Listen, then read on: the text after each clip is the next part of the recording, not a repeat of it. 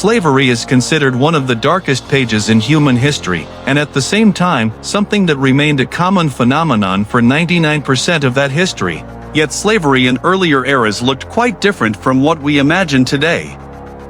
In the next few minutes, we will talk about this, touching on the main myths, stereotypes, and inaccuracies associated with the history of slavery.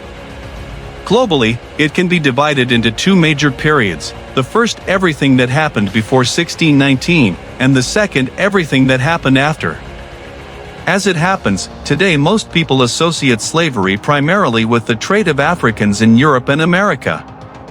In reality, the roots of this phenomenon go much deeper, and for thousands of years during the first period, skin color was of no real importance. It is impossible to pinpoint exactly when slavery first appeared. There is a belief that the enslavement of some people by others began roughly at the same time Homo sapiens appeared, since domination and violence are embedded in DNA just as firmly as the love for anime. Archaeology provides evidence of slavery even in the hunter-gatherer era. However, it is traditionally believed that slavery became truly widespread with the emergence of agriculture around 11,000 years ago. The Neolithic Revolution allowed people to gather into large settlements, abandon hunting, and grow food in fields where someone had to work. The unwillingness to work is also part of human nature.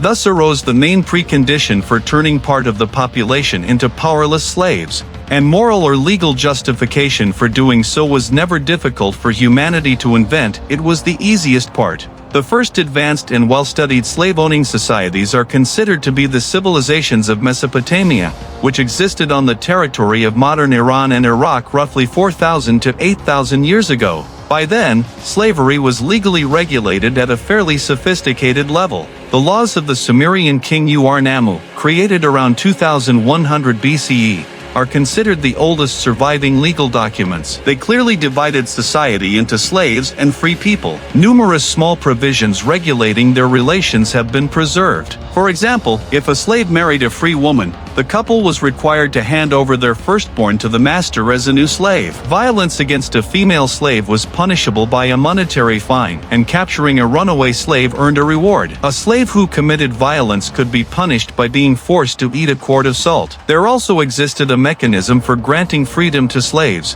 which indicates a developed bureaucracy in societies that might seem ancient to us. The same can be said about Egypt, where there were also plenty of slaves, and the system regulating slavery was even stricter. There was a defined list of acceptable types of work that slaves could be used for, and open markets for buying and selling them were completely forbidden. All transactions involving slaves were strictly controlled by the state. At the same time, slaves were allowed to own property, and legally they were considered more like junior members of the owner's family. Today, scholars are increasingly concluding that the scale of slavery in Egypt was greatly exaggerated by 19th century researchers. Almost no one now believes that the pyramids were built by slaves. On the contrary, historians increasingly argue that labeling all ancient cultures as slave societies is inaccurate. Again, it is worth emphasizing, slavery in Egypt likely resembled the relationship between upper and lower social classes more than classic chattel slavery. Most slaves were debtors, peasants, and the poor, people who consciously chose slavery over starvation or execution for debts. A large portion also consisted of war captives, many of whom voluntarily served new masters, seeing it as a kinder fate than what awaited otherwise. The next and perhaps the most famous stage in the development of slavery was in the civilizations of ancient Greece and Rome. It is believed that these societies partially borrowed the institution of slavery from the Sumerians, and later it spread further into Asia. In East Asia, written mentions of slaves appear only by the 2nd century BCE during the Qin dynasty, suggesting that this region was relatively humane in its use of slavery. In Greece and Rome, slave labor for the first time became the driving force of the economy. During the time of Pericles, nearly 35% of Athens' population were slaves. Plato and Aristotle considered slavery a natural and necessary element of civilized society. Even the Bible mentions slaves without direct condemnation, merely advising not to abuse power over them. However, ancient slavery should not be equated with what existed during the colonial era. In Greece, for example, the acceptance of a slave into a household was similar to the rite of accepting a newborn child. Having a household slave who loved the family and essentially became part of it was seen as proper and respectable. The word pedagogue originally referred to a household slave tutor and carried no negative connotation. Archaeologists have found graves where slaves were buried alongside family members.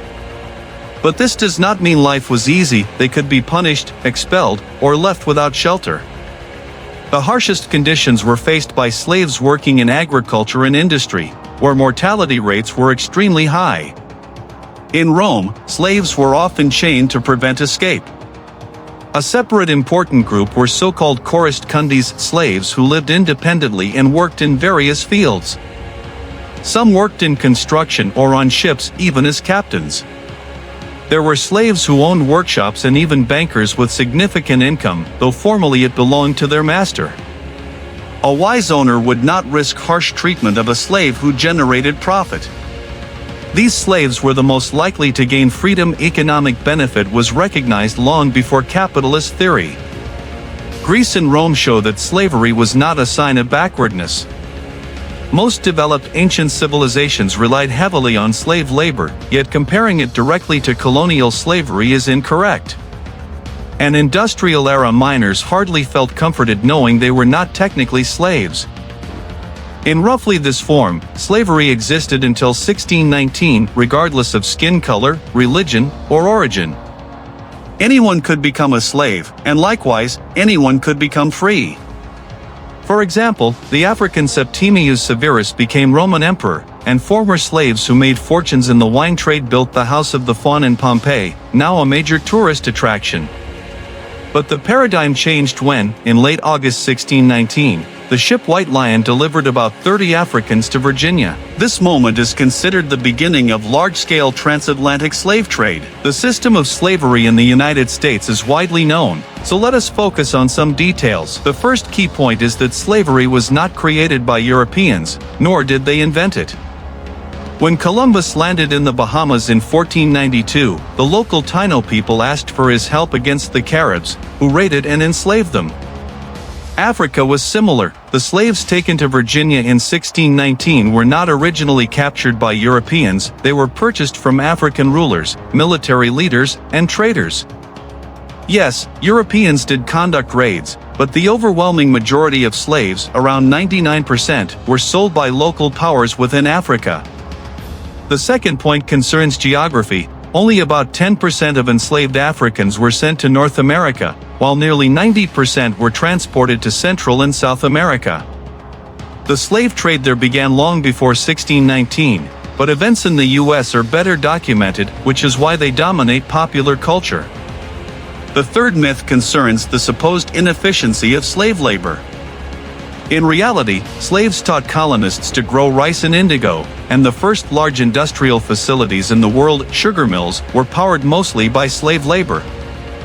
They are seen as precursors to modern industrial systems, showing that slave labor could be highly productive. The fourth and most important point, the U.S. Civil War was not exclusively about slavery. Debates on abolition had been ongoing since the early 19th century.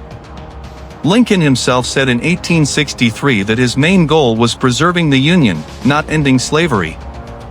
Anti-slavery rhetoric later became the basis of Northern propaganda and shaped modern perception. And ironically, white activists played a major role in abolishing slavery. Many believe that slavery has completely disappeared, but that is not true. Its forms have changed, yet the system persists. Experts estimate that around 40 million people live in slavery today. Those forced to work simply to survive are not far removed from the past. The history of slavery is not over yet. Until next time.